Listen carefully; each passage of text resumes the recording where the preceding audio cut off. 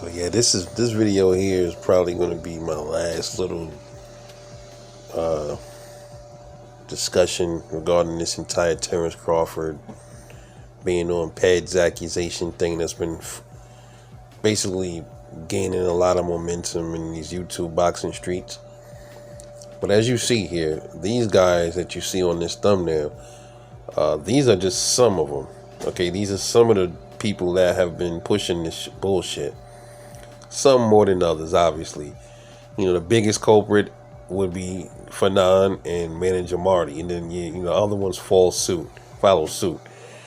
Boxing Ego, Knockout Boxing 86 TV.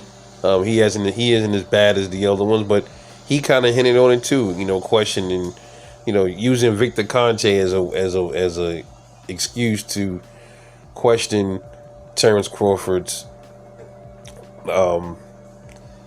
you know, his strength and his conditioning and his athleticism coming under attack from these fools.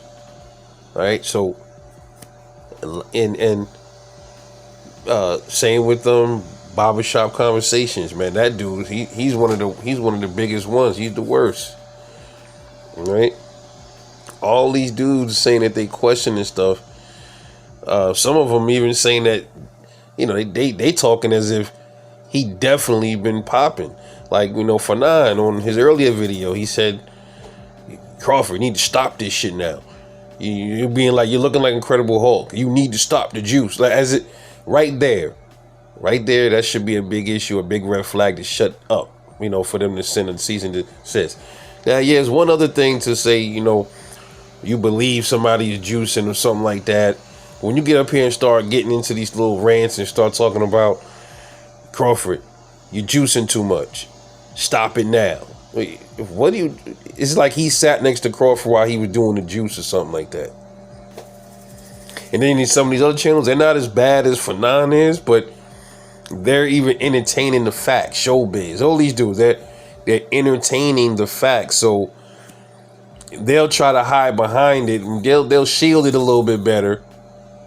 But they're still, you know, upholding this whole notion that Terence Crawford is a dirty fighter. What's there to question? You gotta ask yourself, where's all of this coming from? Where's all of this PED talk spewing? And it's like I said, it's out of hate, out of jealousy.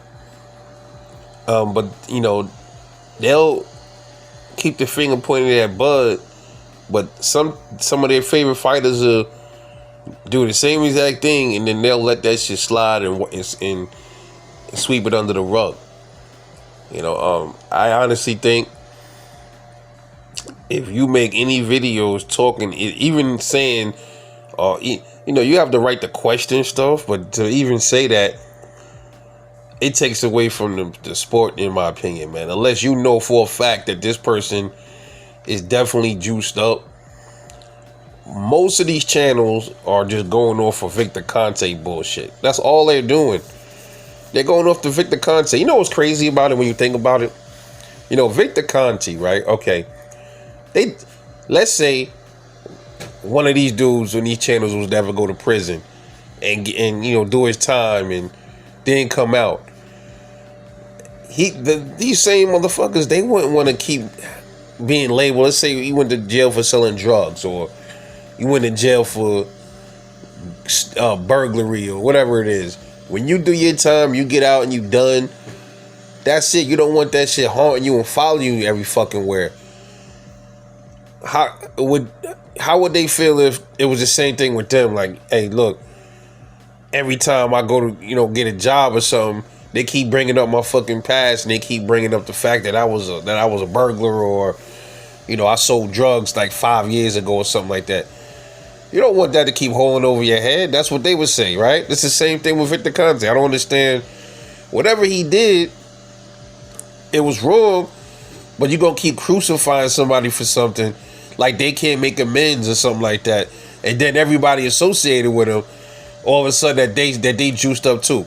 I would ask all of these channels that if I was face to face with them, especially Fannon and manager Marty, I'd be like, let me ask you something, y'all. I'm pretty sure a lot of y'all got family members that was in jail, they did a murder or they did anything crazy. They came out, they did their time, they want to move past it.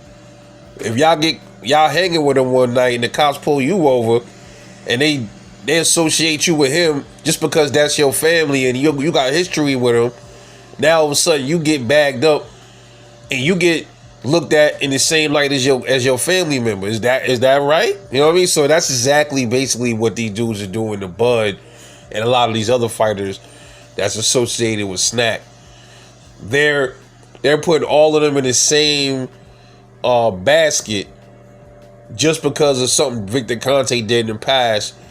They just automatically gonna label everybody that got something to do with Victor Conte just automatically got to be juicing. You see what I mean? But like I said, if the roles was reversed, none of these dudes would like it if they automatically got labeled a drug dealer because their cousin was a drug dealer, or they got automatically labeled a rapist because they hang out with their cousin that was in jail for rape or something like that. Or your cousin is in a gang, you hanging with your cousin, automatically you in the gang now. Like, that's just stupid, bro. Cops gaffle you up. You don't got nothing to do with what your cousin used to do in the past, or even if he was still in the gang. You got nothing to do with that. You just hang with your cousin because you like him, he cool, such and such and such, or whatever. Now I know a lot of gonna say, well, you know, he went over to Snack. Why he gotta hang out? Why he gotta go over there to Snack and Bro, you act like these dudes is personally rolling with Victor Conte in his car. They hanging with him and they smoking blunts with him. Bruh, Snack got other things instead of just supplements and stuff. There's other things going on over there that they probably can't find anywhere else. So what the fuck is the big deal? Like I said, if you're going to accuse, you shouldn't accuse none of them, but if you're going to accuse one, you got to accuse all of them for juicing. If that's the case, anybody wearing a Snack hat, a Snack shorts, all of them should be accused of being on something there, right? But how come it's only Bud? You know why? Because Bud and Devin, out of all of them, is the hottest dudes. That's the reason why. It's always beneficial to go after the hottest motherfuckers and try to knock them down. That's just life. When you hot, everybody gonna go after the crown. Everybody gonna try to take you down. That's what it is. Period. So that's what this is really about. Hate, jealousy, upset that they favorite boxer ain't hot no more. That's why. Lost money, whatever the reason is, so they mad at Devin and Bud. That's what this is all about. They're not gonna admit it, because suckers don't admit shit like that. They don't know how to stay sucker free. So that's what they do. Prove me wrong. But anyway, this Rebel Life. Catch y'all in the next one.